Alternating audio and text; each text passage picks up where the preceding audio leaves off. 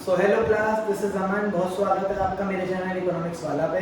मैं उम्मीद करता हूँ आपने मेरी लास्ट वीडियो को चेकआउट किया होगा और आपको पसंद भी आई होगी। तो जिस एनर्जी के साथ हमने उसके पार्ट 1 की वीडियो बनाई थी, आज हम उसके पार्ट 2 पढ़ने जा रहे हैं, जिसमें हम पढ़ेंगे स्टेट ऑफ एग्रीकल्चर सेक्टर। आइए इस सेशन को स्टार्ट करते हैं। आप साथ के साथ समझते जाइएगा और नोट्स बनाते जाइएगा। तो इसका हमारा फर्स्ट पॉइंट आता है लो प्रोडक्शन एंड लो प्रोडक्टिविटी। तो आइए इसके बारे में बात करते हैं। जैसे कि हम एग्रीकल्चर की बात कर रहे हैं, तो प्रोडक्शन जो है एग्रीकल्चर में डिफाइन होता है टोटल आउटपुट से, और जो प्रोडक्टिविटी है वो होता है output per hectare of land. तो जैसे कि हमारा चैप्टर चल रहा है Indian economy on the eve of independence, तो ईव ऑफ इंडिपेंडेंस की बात हो रही है, तो उस टाइम पर एग्रीकल्चर सेक्टर में ये दोनों के दोनों ही बहुत लो थे। अंडरस्टूड हुआ? तो ये हमारा फर्स्ट पॉइंट कवर होता है। अब हम आते हैं इसके सेकंड पॉइंट पे, जो है हमारा लैंड सेटलमेंट सिस्टम।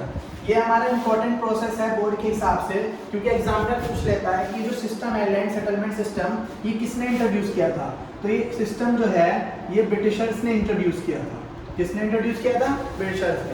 अब इसके बारे में बात करते हैं। देखिए, सिस्टम को पढ़ने के लिए हम बुक से ही पढ़ सकते हैं, लेकिन मैं जो आपको एक डायग्राम के थ्रू समझाऊंगा उससे आपको जल्दी समझ आ जाएगा। उसके बाद मैं आपको इसके पॉइंट साइड में बता दूंगा। तो आइए देखते हैं इसको।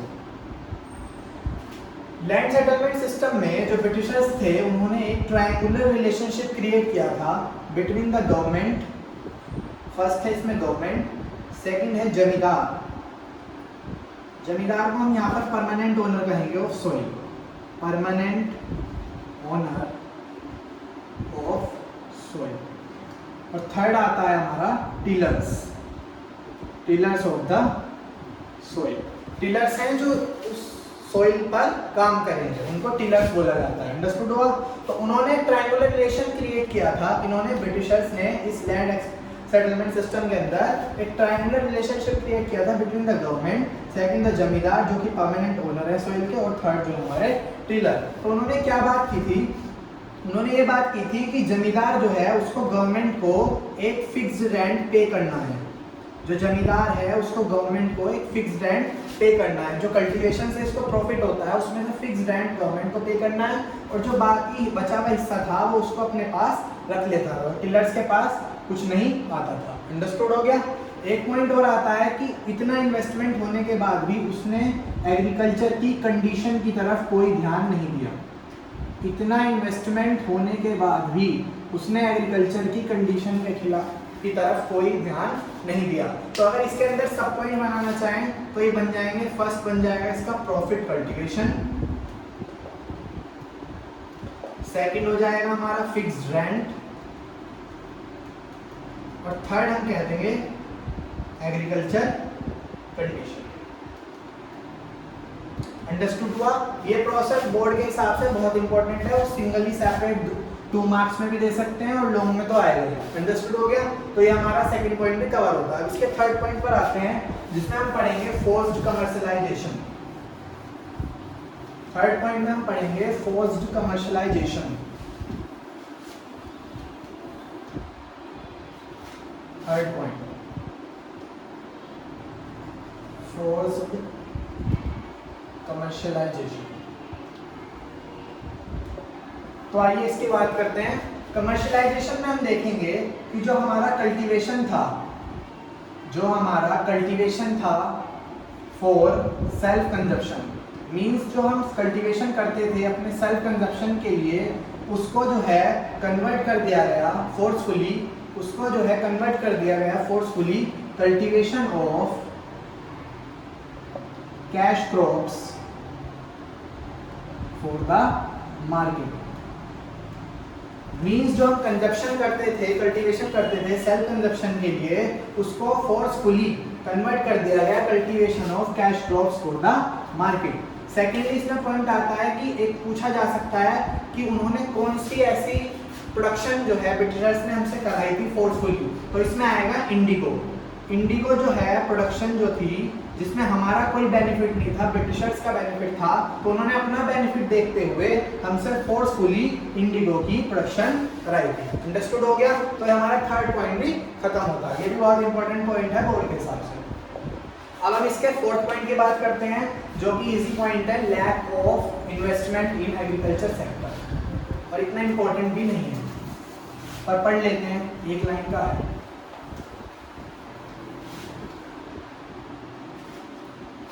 फोर्थ पॉइंट है हमारा lack of investment in agriculture sector. तो इसमें हम ऑलरेडी बात कर लेते हैं कि जैसे मैंने आपको बताया कि जमींदार के पास जो कल्टीवेशन से प्रॉफिट आता था उसमें से एक हिस्सा फिक्स रेंट तो वो गवर्नमेंट को पे कर देता था, जो बचा हुआ हिस्सा था उसको अपने पास रख लेता था, और एग्रीकल्चर की कंडीशन की तरफ उसका कोई भी इंटरेस्ट नहीं था। तो जब ऐसा था कि उसका कोई इंटरेस्ट नहीं था तो इन्वेस्टमेंट की तो कमी हो ही रही है। जब इन्वेस्टमेंट होगा तभी तो कंडीशन इंप्रूव होगी, और जब कोई इसका इंटरेस्ट नहीं था तो लैक ऑफ इन्वेस्टमेंट ही कहा जाएगा। अंडरस्टूड हो गया ना? तो ये पॉइंट भी हमारा कवर हो जाता है। अब इसके फिफ्थ पॉइंट की बात करते हैं, जो हमारा है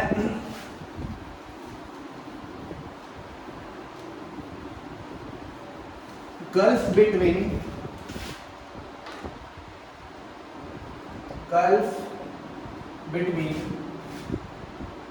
जमींदार, या हम लिख सकते हैं यहाँ पर ओनर एंड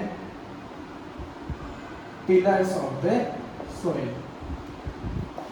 आइए इसकी बात करते हैं। जमींदार जो है ओनर और टिलर ऑफ सॉइल, ये तो हमें समझ आ रहा है, लेकिन इसमें एक वर्ड आया गल्फ। तो गल्फ की बात करते हैं। गल्फ मीन्स होता है थॉट डिफरेंस। थॉट डिफरेंस, देखिए इसको एक पॉइंट से समझते हैं, जमींदार का और टिलर का। थॉट डिफरेंस में हम यहाँ पे बात करेंगे फर्स्ट और सेकंड। जमींदार जो था उसके पास इन्वेस्टमेंट थी, जमींदार जो था उसके पास इन्वेस्टमेंट थी और कह सकते हैं रिसोर्स भी थे, बट उसका कोई इंटरेस्ट नहीं था। उसका कोई इंटरेस्ट नहीं था किस तरह? एग्रीकल्चर सेक्टर की तरफ उसका कोई इंटरेस्ट नहीं था, एग्रीकल्चर सेक्टर की तरफ। सेम एज टिलर्स की बात करें तो इसका अपोजिट हो जाएगा।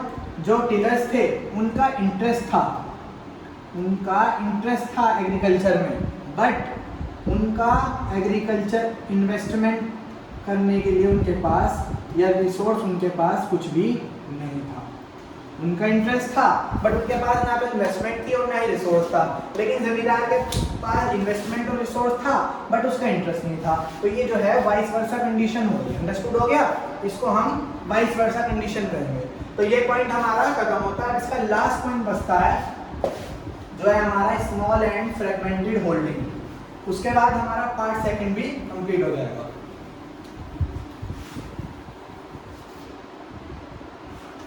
Sixth and last point, small and fragmented holdings. देखिए होल्डिंग्स की बात हुई है तो पहले मैं आपको बता दूं कि होल्डिंग्स की जो बात हो रही है वो यहाँ पर लैंड के लिए हो रही है। लैंड कह सकते हैं या एरिया कह सकते हैं।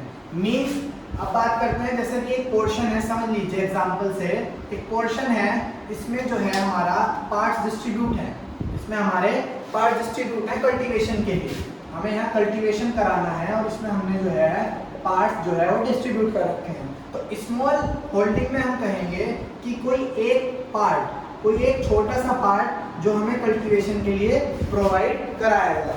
अब बात करते हैं फ्रेगमेंटेड। फ्रेगमेंटेड मीन्स होता है distribution, distribution in parts, means parts में डिस्ट्रीब्यूट करना।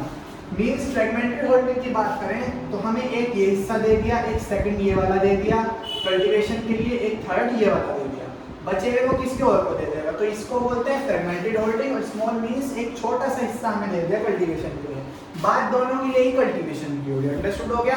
तो ये हमारा जो एग्रीकल्चर सेक्टर है पार्ट सेकंड ये कवर होता है। जाने से पहले मैं यही कहूँगा, वीडियो रिलेटेड या टॉपिक रिलेटेड कोई भी डाउट हो तो आप मुझे कमेंट सेक्शन में बता सकते हैं। और चैनल को शेयर, सब्सक्राइब और बेल आइकन दबाना बिल्कुल मत भूलिएगा। Thank you.